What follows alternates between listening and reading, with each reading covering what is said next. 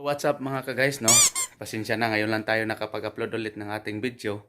Sa video na ito mga boss, no, ay papakita ko sa inyo yung preparation natin sa pagpo-flooring ng ating bahay. So ngayon mga ka-guys, no, ay ito na yung aking preparation ito. So babalik na rin lang natin yung camera natin at na makita nyo ng maaliwalas. Dito mga guys, no, ito papunta dito sa ating flooring, yan ay sumukat ako ng 100 cm. So bale yung 100 cm mga guys, no, ay yan yung linilibel natin dito.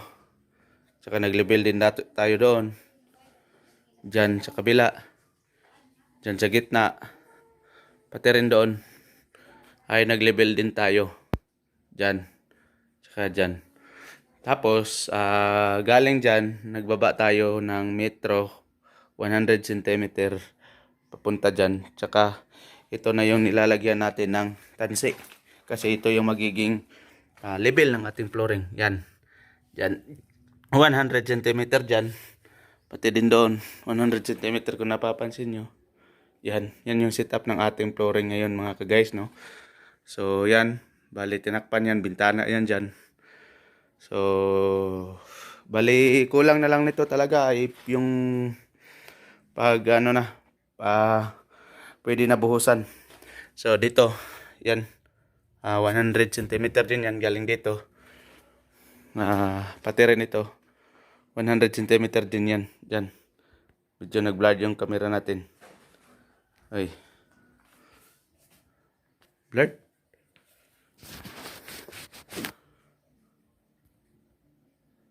Yun. Kala ko nasira na. Wala tayong pera. So, yun, no. At papakita ko sa inyo yung buo nating poploringan dyan. Yan, bale. Yung sa kabila, hindi pa natapos yung kantuhan dyan kasi inuna ko ng flooring ito. Ito rin. Dito, hindi ko rin muna final kasi priority ko yung flooring.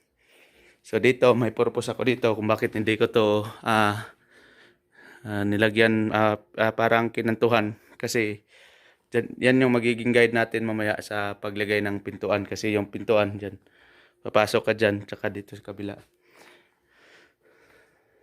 So, abangan nyo yung ating ano nito kasi magpo-flooring na tayo dito. At nagpapaano pa ako ng buhangin tsaka semento.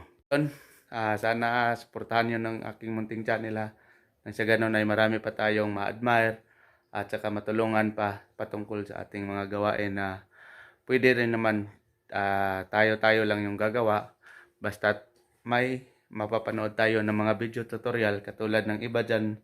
Katulad ko, nanonood din ako ng mga video tutorial. Hindi naman ako perfecto, so at least meron tayong magagawa. So yun. Saka dito sa kabila yan.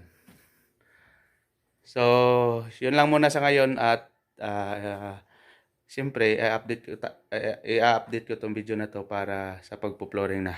God bless.